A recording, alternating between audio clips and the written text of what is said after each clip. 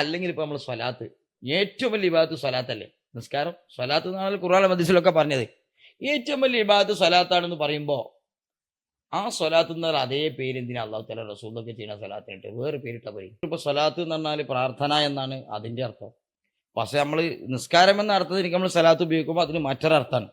ഖുതുബ എന്ന് പറഞ്ഞാൽ പ്രസംഗം എന്നാണ് അതിന് വാക്കർത്ഥം. പക്ഷെ അത് നമ്മൾ ജുമാന്റെ ഖുതുബയാകുമ്പോൾ അതിന് ചില സാങ്കേതിക നിയമങ്ങൾ ഉണ്ടാവും. ചോദിക്കാപ്പം നമ്മൾ ഒരു വെള്ളിയാഴ്ച മൗലിദ് ചെന്നാൽ തന്നെ നമ്മൾ ചെയ്യാം, അസ്സലാത്തു വസ്സലാമു അലൈക യാ സയ്യിദി യാ റസൂലുള്ളാഹ് ഖുദ് ബിയദി, എൻ്റെ കൈ പിടിക്കണേ റസൂലേ. നേരെ റസൂലിനെ എൻ്റെ കൈ പിടിക്കണമെന്ന് പറയണം, റസൂലെ കൈ പിടിക്കണമെന്ന് പറയുന്നുണ്ട്, നമ്മൾ ഉപ്പയെ കൈ പിടിക്കണം എന്ന് പറയുന്നുണ്ട്. പക്ഷെ അതൊന്നും അള്ളാക്കണ പ്രശ്നമില്ല. നാളെ റബീഉൽ അവ്വൽ 12 ആയി നമ്മളെല്ലാവരും ആഘോഷിക്കുകയാണ്. മുസ്ലിം ലോകം, സുന്നി ലോകം അത് ആഘോഷിച്ചുകൊണ്ടിരിക്കുന്ന ഒരു ദിവസമാണ്. ഇന്ന് റബീഉൽ അവ്വൽ 11 നമുക്ക് ഇന്നത്തെ ഒരു രാത്രി അഥവാ പ്രവാചകന്റെ പിറവി ഒരു തിങ്കളാഴ്ച സുബഹിയുടെ സല്ലല്ലാഹു അലൈഹി വസല്ലം സുബഹിയോടടുത്ത ആ ഒരു സമയത്ത് നബി തങ്ങൾ പിറവിയെടുക്കുന്നു. അപ്പോൾ ആ പിറവിയുടെ മുൻപ് തന്നെ പല സൂചനകളും ലോകത്തിന് ലഭ്യമായിരുന്നു.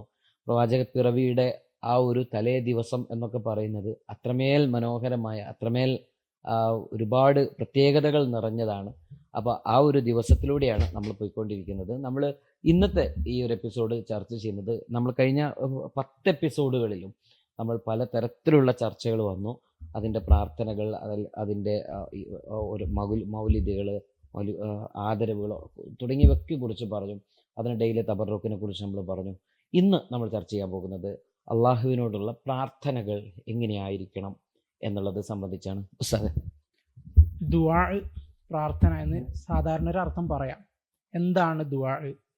നമ്മൾ ഇപ്പോൾ സാധാരണഗതിയിൽ ഈ മൗലിദുകളൊക്കെ ആയിട്ട് ബന്ധപ്പെടുത്തി പറയുകയാണെങ്കിൽ, മൗലിദിലൊക്കെ വരുന്ന പല വിഷയങ്ങളും പല ദുആകളും അത് സൃഷ്ടികളോടല്ലേ ചോദിക്കുന്നത്, ഇങ്ങനെയൊക്കെ പറഞ്ഞിട്ടാണ് വിമർശനങ്ങൾ ഈ ആളുകളെ സംശയത്തിലാക്കുന്നത്, വഹാബി വിഭാഗം. അപ്പോൾ എന്താണ് ദുആ എന്ന് പറഞ്ഞാൽ, ഈ നമ്മൾ മൗലിദുകളിലും മറ്റുമൊക്കെ കാണുന്നത് അത് ദുആ ആണ്. അദ്ദുആ ഹുവൽ ഇബാദ എന്ന് പറയുന്നൊരു ഹദീസ് ഉണ്ട്. അപ്പോൾ ആ ഹദീസിനെ വ്യാഖ്യാനിച്ചുകൊണ്ടാണ് ഇവർ ഈ ഇത്തരത്തിലുള്ള സംസാരിക്കുക. എന്നാൽ യഥാർത്ഥത്തിൽ എന്താണ് ദുആ എന്ന് കൃത്യമായി മറ്റു പല വിഷയങ്ങളിലും എന്ന പോലെ എന്താണ് അതിൻ്റെ വസ്തുത എന്ന് പഠിക്കാത്തത് കൊണ്ട് ഉണ്ടാകുന്ന ചില വിഷയങ്ങളാണ് ഇതിലുള്ളത്. അതാണ് നമ്മൾ ഇന്നത്തെ വിഷയത്തിൽ ഇപ്പോൾ ദുആ എന്തെല്ലാം, അള്ളാഹുവിനോടുള്ള പ്രാർത്ഥനകൾ എങ്ങനെയാണ്, എന്തിനാണ് ദുആ എന്ന് പറയുന്നത്, എപ്പോഴാണ് അത് ഇബാദത്താവുന്നത്, ആ കാര്യങ്ങളാണ് ഇപ്പോൾ ഇന്ന് നമ്മൾ പറയുന്നത്. ദുആ എന്നത് പിന്നെ അതിന് ഭാഷാപരമായ ഒരു അർത്ഥമുണ്ട്, സാങ്കേതികപരമായ ഒരു അർത്ഥം ഉണ്ടാവും. ദുആ എന്നല്ല എല്ലാത്തിനും. ഇപ്പോൾ സ്വലാത്ത് എന്ന് പറഞ്ഞാൽ പ്രാർത്ഥന എന്നാണ് അതിൻ്റെ അർത്ഥം. പക്ഷെ നമ്മൾ നിസ്കാരം എന്ന അർത്ഥത്തിൽ നമ്മൾ സ്വലാത്ത് ഉപയോഗിക്കുമ്പോൾ അതിന് മറ്റൊരർത്ഥമാണ്. ഖുതുബ എന്ന് പറഞ്ഞാൽ പ്രസംഗം എന്നാണ് അതിന് വാക്കർത്ഥം. പക്ഷെ അത് നമ്മൾ ജുമാന്റെ ഖുതുബയാകുമ്പോൾ അതിന് ചില സാങ്കേതിക നിയമങ്ങൾ ഉണ്ടാവും. എന്നതുപോലെ ദുആ എന്ന് പറഞ്ഞാലും അതിൻ്റെ അർത്ഥം, അതിനെ ദുആ എന്ന് പറഞ്ഞാൽ നേരൊരു ദുആ എന്ന് പറഞ്ഞാൽ പ്രാർത്ഥന എന്ന് നമ്മൾ മലയാളത്തിൽ ഇങ്ങനെ പറയുന്നു. യഥാർത്ഥത്തിൽ പ്രാർത്ഥന എന്നും അർത്ഥന എന്നും അതിനർത്ഥം ശബ്ദധാരാവരി പോലെയുള്ള മലയാള ഡിക്ഷണറികൾ എടുത്ത് പരിശോധിച്ചാൽ കാണാം. പ്രാർത്ഥന എന്ന് പറയുമ്പോൾ അത് ദൈവത്തോടുള്ള അർത്ഥന എന്ന അർത്ഥത്തിന് അറിയാം. അതുപോലെ തന്നെ അർത്ഥന എന്നും അതിനർത്ഥമുണ്ട്. പ്രാർത്ഥന മലയാളത്തിൽ പ്രാർത്ഥന പറഞ്ഞിട്ട് ദ്വായിനല്ല, മലയാളത്തിൽ പ്രാർത്ഥന എന്ന് പറഞ്ഞാൽ തന്നെ അർത്ഥന എന്നും ദൈവത്തോടുള്ള അർത്ഥന. ദൈവത്തോടുള്ള അർത്ഥനക്ക് അദ്ദുആ എന്ന് പറയും നമ്മൾ. ദുആ എന്ന് പറഞ്ഞാൽ അർത്ഥന, അതിൽ ദൈവത്തോടുള്ള അർത്ഥനയും പെട്ടു, ദൈവമില്ലാത്തുള്ള അർത്ഥനയും പെട്ടു. അതൊരു വ്യാപകാർത്ഥമാണ് ദുആയിന്. അതിന് അദ്ദുആ എന്ന് പറഞ്ഞാൽ ദൈവത്തോടുള്ള അർത്ഥന മാത്രം. ഇതാണ് മലയാളത്തിലെ പ്രാർത്ഥനയ്ക്ക് നമ്മൾ കൊടുക്കാൻ അർത്ഥം നോക്കിയാൽ ദൈവത്തോട് അർത്ഥിക്കാന്നും പറയാം, പൊതുവെയുള്ള അർത്ഥനം പറയാം. അപ്പൊ നിങ്ങളൊരു ഗ്ലാസ് വെള്ളം ഞാൻ ചോദിച്ചാൽ അതും പ്രാർത്ഥിച്ചു എന്ന് പറയാം, ഭാഷാപരമായി പ്രാർത്ഥിച്ചു എന്ന് പറയാം. അതേസമയത്ത് ദൈവത്തോടുള്ള അർത്ഥം ഉണ്ട്, അള്ളാഹുവിനോട് ചോദിക്കണേ, അതും പ്രാർത്ഥന എന്ന് പറയാം. രണ്ടിനും പ്രാർത്ഥന എന്ന് ഭാഷാപരമായി പറയാം മലയാളത്തിൽ. എന്നാൽ ദൈവത്തോടുള്ള അർത്ഥനക്കാണ് പൊതുവെ നമ്മൾ പ്രാർത്ഥന എന്ന് പറയുന്നത് എന്ന് ആർക്കാണ് പറഞ്ഞത്. അദ്ദുആ എന്ന് പറഞ്ഞിടത്ത് ദുആ എന്നല്ല, അദ്ദുആ എന്നാണ് പറയാറ്. വെറും ദുആ എന്ന് പറഞ്ഞാൽ എല്ലാ അർത്ഥനകൾക്കും പറയാം അറബിയിൽ. ഇപ്പൊ ഉദാഹരണത്തിന് നബി സല്ലല്ലാഹു അലൈഹി വസല്ലമ തങ്ങൾ സ്വഹാബാക്കളോട് ഓതു കൊടുക്കാനുള്ള വെള്ളം കൊണ്ടുവരാൻ ആവശ്യപ്പെട്ടു. ഇതിന് ഹദീസിൽ പറഞ്ഞ വാചകം എന്താണ്? ദഅ റസൂലുള്ളാഹി സ്വല്ലല്ലാഹു അലൈഹി വസല്ലം ബിമാഇൽ വദൂഇന. ഓതു കൊടുക്കാനുള്ള വെള്ളം നബി സല്ലല്ലാഹു അലൈഹി വസല്ലമ തങ്ങൾ കൊണ്ടുവരാൻ വേണ്ടി ദുആ ചെയ്തു. ബലാസെ പറഞ്ഞാൽ പ്രാർത്ഥിച്ചു, ഇബാദത്ത് വരേണ്ടി വരും. അപ്പൊ അവിടെ ദുആ ചെയ്ത് വെള്ളം കൊണ്ടുവരാൻ ആവശ്യപ്പെട്ടു, ഒരു അർത്ഥന നടത്തിയെന്നുള്ളൂ. നൂഹ് നബി അലൈഹി സ്വലാത്തു വസ്സലാം പറഞ്ഞത് ഖുർആൻ കാണാം, ദഅഉതു ഖൗമി ലൈലം വനഹാറ വലം അജിദുഹും ഇല്ലാ ഫിറാറ. ഞാൻ എൻ്റെ സമൂഹത്തിനോട് ദുആ നടത്തി രാവിലെയും വൈകുന്നേരം, പക്ഷെ അവർ ഓടുക എന്നല്ലാതെ അവർ കിട്ടിയില്ല. അപ്പൊ അവിടെ ദഅഉതു എന്നാ പ്രയോഗിച്ച്. ആ ദുആന്റെ അർത്ഥം എന്താണ്? ഇസ്ലാമിലേക്ക് ക്ഷണിച്ചു എന്നുള്ളതാണ്. ഇസ്ലാമിലേക്ക് ക്ഷണിച്ചു. അപ്പൊ ക്ഷണിച്ചു എന്നുള്ള അർത്ഥത്തിന്, ആവശ്യപ്പെട്ടു എന്ന അർത്ഥത്തിന് പല അർത്ഥം. ഞാൻ ഒന്ന് രണ്ട് ഉദാഹരണം പറഞ്ഞു, നമ്മൾ കുറഞ്ഞ സമയത്തിലുള്ള എപ്പിസോഡ് ആയതുകൊണ്ട് 5ഉം 6ഉം അർത്ഥത്തിന് ദുആ ഉപയോഗിച്ച. എന്നാൽ അദ്ദുആഉ ഹുൽ ഇബാദ, അദ്ദുആ ആകുമ്പോൾ അത് ആരാധന മാത്രമേ വരുള്ളൂ, അല്ലാത്തൊന്നും എന്ത് പറയില്ല, അദ്ദുആ എന്ന് പറയില്ല. അതെപ്പോഴാണ് അദ്ദുആ ആകുക അല്ലെങ്കിൽ ആരാധന ആകുക? അത് സർവ്വ നമ്മുടെ തഫ്സീറുകളിലും കൊടുത്തു കാണാം, ബൈദാവിയിൽ കാണാം, അതുപോലെ മറ്റു റാസിയിലൊക്കെ അതിന്റെ അതേ വാചകങ്ങൾ, ചെറിയ മാറ്റങ്ങൾ, എല്ലാം ഒരൊറ്റ ആശയത്തിലാണ്. അഖ്സാ ഗായത്തുൽ ഖുദൂഇ വത്തദല്ലുൽ, പരമമായ വിനയവും താഴ്മയും, അങ്ങേയറ്റത്തെ വിനയവും താഴ്മയും, അതിനാണ് ആരാധന എന്ന് പറയാം. അതിനാണ് അദ്ദുആ എന്ന് പറയാം. പരമമായത് എന്ന് പറഞ്ഞാൽ എന്താ അതിന്റെ അർത്ഥം? ഇനി അതിന്റെ അപ്പുറത്ത് വേറൊന്നുമില്ല, അതിന്റെ അപ്പുറത്ത് വേറൊന്നുമില്ല, നമ്മളതിൽ പരമാവുള്ളൂ. അതിപ്പോ ആർക്കും മനസ്സിലാക്കാവുന്ന കാര്യമാണോ? നമ്മൾ ഏത് മഹാനാണ്, മൊയ്തീൻ ആയാലും റസൂൽ ആയാലും അതിന്റെ അപ്പുറത്ത് ആരുണ്ട്? അല്ലാഹുണ്ട്. അതോടുകൂടി ഇനി അദ്ദുആ ആവില്ല. ഇനി അദ്ദുആ ആകണമെങ്കിൽ എന്ത് ചെയ്യണം? ഈ വിഷയത്തിൽ ഒന്നുകിൽ അള്ളാഹുവിനോണം, അല്ലെങ്കിൽ അള്ളാഹുവിന്റെ അപ്പുറത്ത് ആര് കടക്കണം? ഈ നബിയോ മഹാന്മാരെ- അല്ലെങ്കിൽ വിളിക്കപ്പെടുന്ന മഹാനോ കടന്നാൽ ഓക്കെ, ഓക്കേ. അപ്പൊ അത് അക്സൈ, അള്ളാഹിന്റെ പോസ്റ്റ് എത്തിയാലും മതി. ഒരു തത്തുല്യരാവാം. സുന്ന, അത് അതുല്യാണ്. ഒരു സുന്നിയും അങ്ങനെ വിശ്വസിക്കുന്നില്ല. അള്ള കൊടുക്കുന്ന കഴിവ് എന്നല്ലാതെ സ്വന്തമായിട്ട് എന്തെങ്കിലും ഒരു വിഷയത്തിൽ കഴിവുണ്ട് എന്ന് വിചാരിച്ചിട്ട് ആരും മുഹീദ്ദീൻ ശൈഖിനോടല്ല റസൂലിനോട് ചോദിക്കണില്ല. എന്നാൽ അല്ലാതെ നമ്മൾ ചോദിക്കുന്നുണ്ട്. ചോദിക്കാപ്പോ നമ്മള് ഒരു വെള്ളിയാഴ്ച മൗലിദ് ചെന്നാൽ തന്നെ നമ്മളെ ചെയ്യാം, അസ്സലാത്തു വസ്സലാമു അലൈക യാ സയ്യിദി യാ റസൂലുള്ളാഹ് ഖുദ് ബിയദി, എന്റെ കൈ പിടിക്കണേ റസൂലേ. നേരെ റസൂലിനെ എന്റെ കൈ പിടിക്കണമെന്ന് പറയണം, റസൂലെ കൈ പിടിക്കണമെന്ന് പറയുന്നുണ്ട്, നമ്മൾ ഉപ്പയെ കൈ പിടിക്കണമെന്ന് പറയുന്നുണ്ട്. പക്ഷെ അതൊന്നും അള്ളാക്കണ പ്രശ്നമില്ല, കാരണം അതിന്റെ അപ്പുറത്ത് ആരുണ്ട്? അള്ളുണ്ട്. അപ്പൊ നേരത്തെ പറഞ്ഞ അഖ്സാ ഗായത്ത് എന്ന് പറഞ്ഞാൽ പരമാവധി ഒരു വർഷം അതിന് ഓയത്ത് എന്ന് പറഞ്ഞാൽ തന്നെ അറ്റെന്നാ, ഓയത്ത് എന്ന് പറഞ്ഞാൽ അറ്റാണല്ലോ. പക്ഷെ അറ്റെന്ന് പറയുമ്പോൾ നമുക്ക് പൊതുവെ എന്ത് ചെയ്യാം, ഒരു സാധനത്തിന്റെ ഏറ്റവും ലാസ്റ്റത്തിന്റെ കുറച്ച് മുമ്പിനെ കുറിച്ച് നമുക്ക് അറ്റെന്ന് പറയാൻ പറ്റിയെന്ന് വരാം. അതുമല്ല, ഇത് ഏറ്റവും ലാസ്റ്റ് എന്ന് തന്നെ വരുത്താൻ അഖ്സാ ഓയത്ത്, അറ്റത്തിന്റെ അങ്ങേറ്റം. ഓയത്ത് എന്ന് പറഞ്ഞാൽ അറ്റാണ്, അഖ്സാൻ അങ്ങേറ്റം. ഞാൻ അതിന്റെ അപ്പുറത്തേക്ക് വേറെ തരാൻ പാടില്ല. അത് കൃത്യമാണ് അതിന് നിർവചനം അവർ പറഞ്ഞിച്ചേ. ഞാൻ അതിന്റെ അപ്പുറത്തേക്ക് വേറെ ഇല്ലാതിരിക്കണം. അത്ര വിനയം. മറ്റേ ഓക്കെ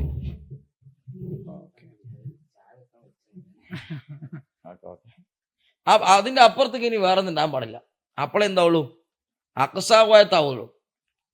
അപ്പൊ അപ്പോൾ മാത്രമാണ് ഈ അദ്ദുആ ആകണത്, അപ്പോഴാണത് ഇബാദത്താകണത്, അപ്പോഴാണത് അള്ളാഹുവിന് കൊടുക്കേണ്ടത്, മറ്റൊരാൾക്ക് കൊടുക്കലാകണത്. മറ്റൊന്നും അള്ളാഹു കൊടുക്കണമല്ല. ഇവർ പറയുന്നതിൽ വളരെ വലിയൊരു പ്രശ്നമുണ്ട്, അതുകൂടി ഞാൻ പറയാം. അള്ളാഹു താല കൊടുത്ത കഴിവിന്റെ അടിസ്ഥാനത്തിൽ മുഹീദ്ദീൻ ശൈഖ് സഹായിക്കണമെന്ന വിശ്വാസത്തിൽ ഒരാൾ മുഹീദ്ദീൻ ശൈഖിനോട് ചോദിച്ചു.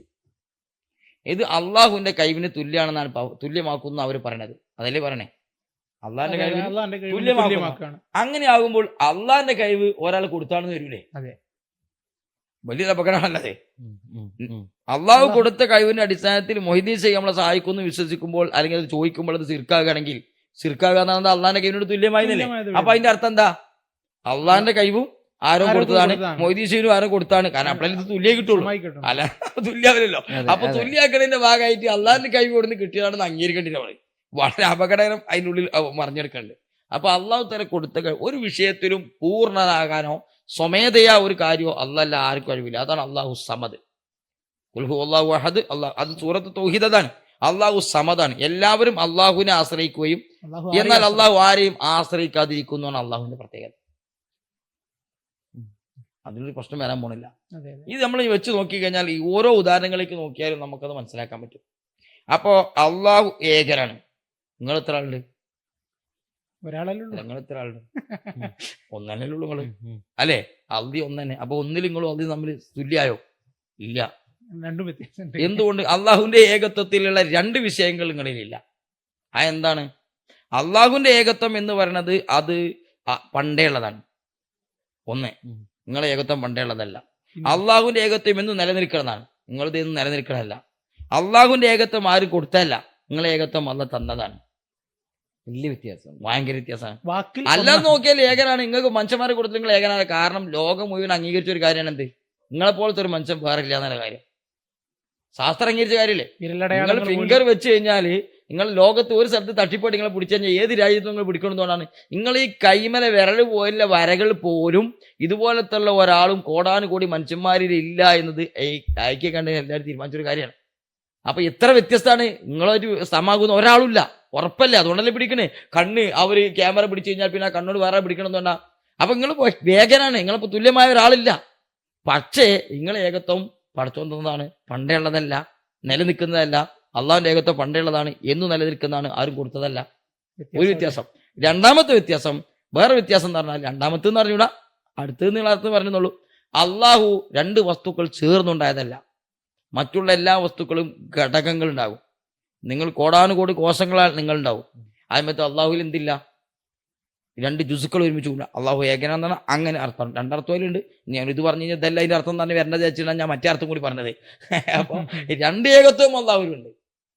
അപ്പൊ ഏത് വിഷയം ഉണ്ടാക്കിയാലും അള്ളാഹു, സ്വഹാബാക്കൾ ബുഖാരി മുസ്ലിമൊക്കെ എടുത്തു നോക്കിയ ഒരുപാട് ഹദീസുകളാണ് അള്ളാഹു വ റസൂലുഹു ആലം, അള്ളാഹു വ റസൂലുഹു ആലം എന്നാണ് എന്താ അർത്ഥം വെക്കാം.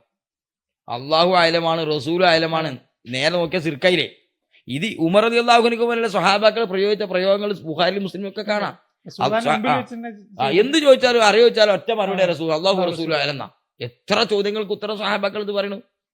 അപ്പൊ അള്ളാഹു ആലം റസൂലു ആലം എന്ന് പറഞ്ഞാൽ ചെറിയൊരു ന്യായീകരണത്തിന് ചാൻസ് ഉണ്ട്. അള്ളാഹു ആലം എന്ന് പറഞ്ഞാൽ ആലം വേറെയാണ്, റസൂൽ എന്ന വേറെ ആലം പറയാ. പക്ഷെ സ്വഹാബാക്കൾ അങ്ങനെയല്ല പറയണത്. അള്ളാഹു റസൂലു ആലം രണ്ടിനും കൂടി ഒറ്റ ആലമാ, ഒറ്റ ആലം. അള്ളാഹും റസൂലും ഒറ്റ ആലമാ, സർവജ്ഞാനി എന്നുള്ള അർത്ഥം. പക്ഷേ അർത്ഥം വ്യത്യാസമുണ്ട്. രണ്ടിനും ഒരു ആലം വെക്കാൻ പറ്റൂലല്ലോ. ഇതന്നെ നമ്മളെ ചോദ്യങ്ങളിലൊക്കെ ഉള്ളത്. ഇനിയിപ്പോ ഇയ്യാക്കനസ്തഈൻ അള്ളാഹു മാത്രം സഹായം ചോദിക്കാന്ന് പറഞ്ഞ ആയത്തിൽ ഒരു നിലക്ക് ചോദിച്ച നോക്കിയാല് ഫാത്തിഹ സൂറത്തിന്റെ ഫസ്റ്റ് ആയത്ത് എന്താ? അൽഹംദുലില്ലാഹി റബ്ബിൽ ആലമീൻ.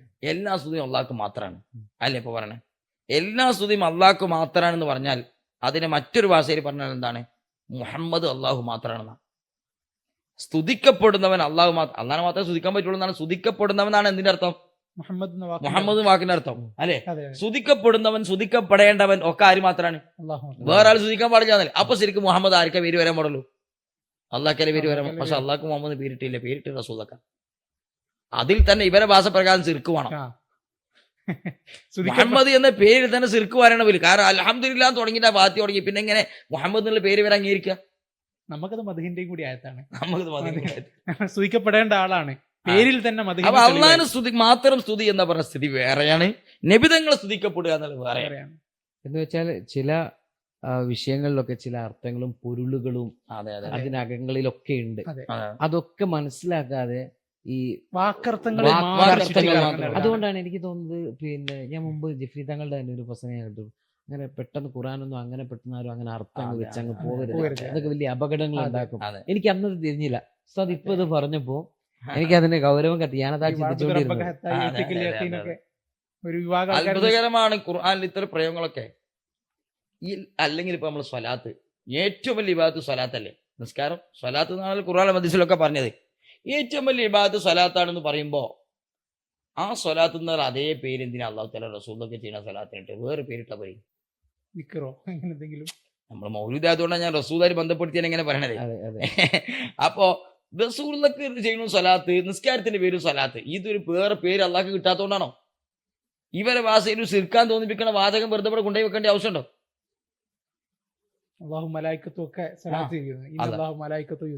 എന്തിനാണ് ഈ സ്വലാത്ത് എന്ന് പറയേണ്ട ആവശ്യം? അപ്പൊ ഇതൊക്കെ നമ്മൾ കൃത്യമായി വെച്ചാൽ അള്ളാഹു തആല വെച്ച സംവിധാനങ്ങളെ വേർതിരിച്ച് മനസ്സിലാക്കണം. അതാണ് നമ്മൾ നേരത്തെ മുൻപ് വീഡിയോയിലൊക്കെ പറഞ്ഞത്. അള്ളാഹ് എല്ലാത്തിനും കഴിവുള്ളവരാണ്, കഴിവ് കൊടുക്കാനും കഴിവുള്ളവരാണ്. ഈ കഴിവുകളൊക്കെ അള്ളാഹു തആല കൊടുക്കണം. പിന്നെ ഇവർ ആളുകളെ പറ്റിക്കാൻ വേണ്ടി ചോദിക്കുന്ന ചോദ്യമാണ് എന്ത്? അള്ളാഹിനോട് ചോദിക്കുന്നതൊക്കെ ഇവരോട് ചോദിക്കാൻ പറ്റുമോ? അള്ളാഹിനോട് ചോദിക്കുന്ന എല്ലാ ചോദ്യവും മഹാന്മാരോട് ചോദിക്കാൻ പറ്റുമോ എന്നാ. അപ്പൊ ഇനിയിപ്പോ ഒരു ലിസ്റ്റ് ഉണ്ടാക്കേണ്ടി നമുക്ക് എന്ത് അള്ളാഹിനോട് ചോദിക്കുക ഏതൊക്കെയാണ്? മുമ്പ് പഴയ കാലത്ത് കല്ലൂർ ഉസ്താദൊക്കെ പറയുന്നത് പെണ്ണുങ്ങളോട് ചോദിക്കണം, അള്ളാഹോട് ചോദിക്കാൻ പറ്റുമോ, അള്ളാഹോട് ചോദിക്കാൻ പെണ്ണുങ്ങളോട് ചോദിക്കാൻ പറ്റുമോ, ഇതൊക്കെയാണ് പല ചോദ്യം നമ്പർ തമാശക്ക് പറയല്ലേ. അപ്പോ യഥാർത്ഥത്തില് അള്ളാഹിനോട് ചോദിക്കുന്ന ഒരു ചോദ്യവും സൃഷ്ടിയോട് ചോദിക്കാൻ പറ്റില്ല. സൃഷ്ടിയോട് ചോദിക്കുന്ന ഒരു ചോദ്യവും അള്ളാഹിനോട് ചോദിക്കാൻ പറ്റില്ല. അല്ലേ? ഒരു ഗ്ലാസ് വെള്ളം തിരികെ നമുക്ക് ആരോട് ചോദിക്കാം? ഉമ്മാനോട് ചോദിക്കാം. ആ ഉമ്മാനോട് ചോദിക്കുന്ന അർത്ഥത്തിന് ഒരു ഗ്ലാസ് വെള്ളം തരണേന്ന് ആരോട് ചോദിക്കാൻ പറ്റില്ല? അള്ളാഹിനോട് ചോദിക്കാൻ പറ്റില്ല. അള്ളാഹിനോട് ഒരു ഗ്ലാസ് വെള്ളം തിരിയെന്ന് ചോദിക്കാം. പക്ഷെ ആ അർത്ഥത്തിലുള്ള ചോദ്യം ആരോട് ചോദിക്കാൻ പറ്റില്ല. വാചകം ഒന്നായിരിക്കും. അള്ളാഹു റസൂലു ആലം എന്നു രണ്ടൊരു വാചകമാണല്ലോ ആയാലും, പക്ഷെ രണ്ടിന്റെ അർത്ഥം വേറല്ലേ. ഇതുപോലെ ഈ വാചകം നമ്മൾ ഉമ്മ ഒരു ഗ്ലാസ് വെള്ളം തിരിയെന്ന് പറയാം. പിന്നെ എന്ത് പറയാ, ഇപ്പൊ നമ്മൾ വേറെ അർത്ഥത്തിൽ പറയാം, പടച്ചോനെ എനിക്ക് ജോലിയൊന്നുമില്ല, നല്ലൊരു ജോലി തരണേ അല്ലാഹ് ദ്വാരിക്കാം. യൂസുഫ് അലി അടുത്ത് യൂസുഫ് അലി എനിക്കൊരു ജോലിയില്ല, ഒരു ജോലി തരണം യൂസുഫ് അലി എന്നും പറയാം. വാചക രണ്ടും ഒരേ മാതിരിയാണ്. പക്ഷെ അള്ളാഹിനോട് ചോദിക്കുന്നത് വേറെയാണ്, അള്ളാഹു തരുന്നതും വേറെയാണ്, യൂസുഫിനോട് ചോദിക്കുന്നത് വേറെയാണ്, യൂസുഫിന് തരുന്നതും വേറെയാണ്. രണ്ടും ഒരർത്ഥത്തിൽ ഇത് അങ്ങോട്ട് ചോദിക്കാൻ പാടില്ല, അത് ഇങ്ങോട്ട് ചോദിക്കാൻ പാടില്ല. വേർതിരിവ് എവിടെയാന്ന് എന്നാൽ മനസ്സിലാവാതെ ഇത് കേൾക്കുന്നവർക്ക് ചില അതെ, പ്രശ്നങ്ങളും ഉണ്ടാകും. വാചകം കേൾക്കുമ്പോൾ ഇങ്ങനെ തോന്നും. പക്ഷെ യഥാർത്ഥത്തിൽ നമ്മൾ ചോദിക്കുന്ന ഒരു ചോദ്യം അള്ളാഹാണ് ചോദിക്കുന്നത്, അത് ചോദിക്കുമ്പോൾ അല്ല അള്ളാഹാണ് ചോദിക്കുന്നവരല്ല, മഹാന്മാർ ചോദിക്കുന്നത്, മഹാന്മാർ ചോദിക്കുന്നവരല്ല അള്ളാഹാണ് ചോദിക്കുന്നത്. കാരണം മഹാന്മാർ അള്ള കൊടുത്ത കഴിവ്, അള്ളാഹു തല നിയന്ത്രണത്തിലുള്ള കഴിവ്, നശിച്ചു പോകുന്ന കഴിവ് ഇതാണ്. അള്ളാഹിന്റെ കഴിവ് ആരും കൊടുത്തതല്ല, പണ്ടേ ഉള്ളതാണ്, നശിച്ചു പോകുന്നതല്ല, ആരും കൊടുത്തതല്ല, ആരുടെയും നിയന്ത്രണത്തിലല്ല. ഈ അർത്ഥത്തിൽ വാചകങ്ങൾ ഒരുപോലെ ആയിരിക്കും ചോദ്യം കേട്ടാൽ. ആ സംഗതി എന്താണ്? സംഗതി രണ്ടും രണ്ടാണ്. പിന്നെ ഇവർ ഈ അങ്ങേയറ്റത്തെ എന്ന് പറഞ്ഞെടുത്ത് വസവാസാക്കുന്ന ഒരു ചോദ്യം ഉണ്ട്. വേണമെങ്കിൽ നമുക്ക് അതും കൂടി കൂടുതൽ പറയാം വിഷയത്തിൽ. പറഞ്ഞു പോവാ. അതെ, ഇപ്പോ ഇവർ പറയും ചില ആളുകൾക്കൊക്കെ അള്ളാഹിനോട് ചെയ്യുന്ന ഇബാദത്താണല്ലോ നിസ്കാരം. നിസ്കാരം ഇബാദത്താന്ന് ഉറപ്പാണ്. അപ്പൊ അള്ളാഹിനോട് നിസ്കരിക്കുന്നു, അള്ളാഹിനോട് നിസ്കരിക്കുന്നു. ഈ നിസ്കരിക്കുമ്പോൾ വരുന്നതിനേക്കാൾ വലിയ ഹുസൂവും ഹുദൂവും ആ തായ്മയും വിനയും ഒക്കെ ചിലർക്ക് മമ്പറ മക്കാമിൽ ചെല്ലുമ്പോണ്ടാവും. മമ്പറ മക്കാം ഒരു ഉദാഹരണം. അല്ലെങ്കിൽ റൗള ശരീഫിൽ ചെല്ലുമ്പോണ്ടാവും. സ്വാഭാവികമാണ്. ചിലപ്പോൾ നമ്മളെന്നും സ്കെച്ചുകൊണ്ടിരിക്കുമ്പോൾ ചിലപ്പോൾ പല ചിന്തകൾ ചിലപ്പോൾ കടന്നു വരാം. അതേ സമയത്ത് ജീവിതത്തിൽ ഒരിക്കൽ നബി സല്ലല്ലാഹു അലൈഹി വസല്ലം തങ്ങളെ റൗള സിയാറത്ത് ചെയ്യാൻ ചാൻസ് കിട്ടിയാലേ അവിടെ ചെല്ലുമ്പോൾ നമ്മൾ ഭയങ്കര തായ്മയിലേക്ക് ചോദിക്കണ്ടായ. അപ്പോ ഇത് ഇബാദത്താണെങ്കിൽ, ഏത് ഈ നിസ്കാരം തന്നെ അങ്ങേയറ്റത്തെ വിനയും തായ്മയുമാണെങ്കിൽ, അങ്ങേറ്റത്തെ വിനയം തായ്മയാണെങ്കിൽ ഇബാദത്ത് പറഞ്ഞത്, ഇത് ഇബാദത്താണെങ്കിൽ അപ്പൊ ആ റൗള ശരീഫിൽ ചെന്നിട്ട് നിങ്ങൾ ദ്വാരക്കണത് എന്തായാലും ഇബാദത്താണ്. കാരണം ഇതിനേക്കാണ് വിനയം തായ്മയും അവിടെ ഉണ്ടല്ലോ. ഒരു ചോദ്യം ചോദിക്കാറ് ഒരു വലിയ യുക്തിവാദികളാണല്ലോ ഇവര്. അപ്പൊ യുക്തിപരമായ ചോദ്യങ്ങൾ വന്നുകൊണ്ടിരിക്കുമല്ലോ. അതിൽ ചോദ്യം യഥാർത്ഥത്തിൽ എന്താണ് ഈ അങ്ങേയറ്റം എന്ന് അവർക്ക് മനസ്സിലായിട്ടില്ല. കുറച്ച് ചിന്തിച്ചാലും പെട്ടെന്ന് മനസ്സിലാക്കാം, അല്ലെങ്കിൽ ചിലപ്പോൾ വസ്വാസം ചെയ്യും. ഇപ്പോൾ ഉദാഹരണത്തിന് നമ്മൾ രണ്ടാളുകൾ ഇങ്ങനെ നടന്നുകൊണ്ടിരിക്കുക. ഒരാൾ 100 മീറ്ററുള്ള റോട്ടിലാണ് നടക്കുന്നത്. അയാൾ നടന്നിട്ട് 100 മീറ്റർ എത്തി. ഇപ്പൊ അയാൾ ആ റോഡിന് അങ്ങേറ്റത്ത് എത്തിയില്ലേ? അതേ ആൾ തന്നെ 1 കിലോമീറ്റർ ഉള്ള റോട്ടിൽ കയറി. 1 കിലോമീറ്ററിന്റെ റോട്ടിൽ കയറി. എന്നിട്ട് അയാൾ ഇങ്ങനെ നടന്നിട്ട് 900 മീറ്റർ നടന്നു. ഇനി 100 മീറ്റർ ഉണ്ട്. ഇപ്പൊ അയാൾ അങ്ങേറ്റത്ത് എത്തിയില്ലേ? എന്താ നിങ്ങളൊന്നും ഉണ്ടല്ലോ, നിങ്ങൾ മനസ്സിലായില്ലേ? എന്റെ ഉദാഹരണം മനസ്സിലായില്ലേ? ഒന്നുകൂടി റിപ്പീറ്റ് ചെയ്യണം. ഒരു മനുഷ്യൻ, നിങ്ങൾ തന്നെ, നീ മനുഷ്യനെ വളാക്കണ്ടല്ലോ അല്ലേ? നിങ്ങളിപ്പോ ഒരു 100 മീറ്റർ ഉള്ള ഒരു വഴിയിൽ കയറി. ആ വഴി അത്രയേ ഉള്ളൂ, 100 മീറ്ററേ ദൂരമുള്ളൂ. അതിൽ കയറി. അങ്ങനെ നിങ്ങൾ 100 മീറ്റർ നടന്നു, അതിന് ലാസ്റ്റ് എത്തി. ഇനി അവിടെ നിങ്ങളുടെ വഴിയില്ല. ഇപ്പൊ നിങ്ങൾ ആ വഴിന്റെ അങ്ങേയറ്റത്തെ എത്തി. ഇനി 1000 മീറ്ററുള്ള വഴിക്ക് നിങ്ങൾ കയറി. നിങ്ങൾ 900 മീറ്റർ നടന്നു. നേരത്തെ 100 മീറ്റർ നടന്നുള്ളൂ, ഇപ്പൊ 900 നടന്നു. ഇപ്പൊ നിങ്ങൾ അങ്ങേയറ്റത്ത് എത്തിയില്ല. കാരണം 100 കൂടി ബാക്കിയുണ്ട്. ഇതാണ് അങ്ങേയറ്റം. അപ്പൊ നമ്മൾ റൗള ശരീഫിൽ ചെന്നിട്ട് എത്ര തായ്മ ചെയ്താലും അതിന്റെ അപ്പുറത്ത് ആരുണ്ട്? അത് 900 ആയാലും അതിന്റെ അപ്പുറത്ത് 1000 ഉള്ളതുകൊണ്ട് 100 ഉള്ളതുകൊണ്ട് അങ്ങേറ്റത്തിനല്ല.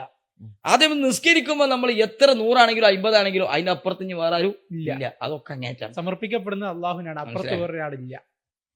ഇത് ശരിക്ക് എനിക്ക് ആദ്യം കത്തിയില്ല സംഭവം. കത്താൻ വേണ്ടിയിട്ടാണ് ഞാൻ അതുപോലെ ഉദാഹരിക്കപ്പെടേണ്ടത് തന്നെയാണ് ഈ വിഷയം എന്നാണ്. അപ്പൊ ചില ആളുകൾ ബസ്വാസാണ്. ചില മൗലിദ് ഓതുമ്പോഴാണ് ഇവർക്ക് നിസ്കരിക്കുമ്പോൾ അതിന് വിനയവും താഴ്മയും വരുന്നത്, ഹുസു വരുന്നത്, മക്ബറ ചെല്ലുമ്പോൾ. അപ്പൊ അതൊക്കെ മുൻപത്തെ എപ്പിസോഡ് പറഞ്ഞ പോലെ ചോദ്യം ചോദിക്കുന്നവർക്ക് ചോദിക്കാൻ ഇഷ്ടംപോലെ ചോദ്യമുണ്ട്, പക്ഷെ ഉത്തരങ്ങൾക്ക് അങ്ങേയറ്റം 900 മീറ്ററും ഉണ്ട്. ഈ അങ്ങേയറ്റം മനസ്സിലാക്കുമ്പോൾ വിഷയം തീരും. അതുപോലെ ഓരോ വിഷയങ്ങളെയും ക്ലിയർ ആയിട്ട് പഠിച്ചു കഴിഞ്ഞാൽ ഇത് വളരെ വ്യക്തമാണ്. ഇത് നമ്മൾ 1-2 ഉദാഹരണം പറഞ്ഞിട്ടുള്ളൂ കേട്ടോ. ഇതുപോലത്തെ അള്ളാഹുവിനെ കുറിച്ച് പറഞ്ഞ പേരുകൾ, അതേ പേര് ഖുർആൻ റസൂലൊക്കെ പറയാണ്. അപ്പൊ അള്ളാഹ് റഹ്മാനാണ്, റഹീമാണ്, റഊഫാണ്. എല്ലാവർക്കും അറിയുന്ന കാര്യമാണോ? ബിസ്മില്ലാഹിർ റഹ്മാനിർ റഹീം. നീ റസൂലിനെ കുറിച്ച് പറഞ്ഞ എന്താ? ലഖദ് ജാഅക്കും റസൂലും മിൻ അൻഫുസിക്കും അസീസുൻ അലൈഹി മാ അനിതും ഹരീസുൻ അലൈക്കും ബിൽ മുഅ്മിനീന റഊഫുർ റഹീം. ഈ റഊഫ് റഹീം ആരെ പേരാ? റസൂലിന്റെ പേരാണ്. എന്നാൽ റഹീം ഖുർആൻ തുടക്കത്തിന്റെ ബിസ്മില്ലാഹിർ റഹ്മാനിർ റഹീം രണ്ടുപേരെ പേര് അള്ളാഹ് തന്നെ പറയാൻ. അള്ളാഹ് തന്നെ 2 പേര് റസൂലിനെ കുറിച്ച് അള്ളാഹിന്റെ പേര് നമ്മൾ മൗലൂദ് കിതാബിൽ ഇട്ടല്ലോ. ഇത് ഖുർആനിൽ തന്നെ റഹീമാണെന്ന് അള്ളാഹിനെ കുറിച്ച് പരിചയപ്പെടുത്തുന്നു, അതേ റഹീം റസൂലിനെ കുറിച്ച് പരിചയപ്പെടുത്തുന്നു. പക്ഷെ അർത്ഥം എന്ത് ചെയ്യണം? നമ്മള് രണ്ടും റഊഫാണ്. നേരത്തെ ആലമിൽ മാറ്റിയ മാതിരി മനസ്സിലാക്കണം. ഇത്രയേ ഉള്ളൂ. നേരെ കേൾക്കുമ്പോൾ നമ്മളെ ചോദ്യം കണ്ടാൽ വരെ പോലെ തോന്നും, പക്ഷെ 2 ചോദ്യമാണ്.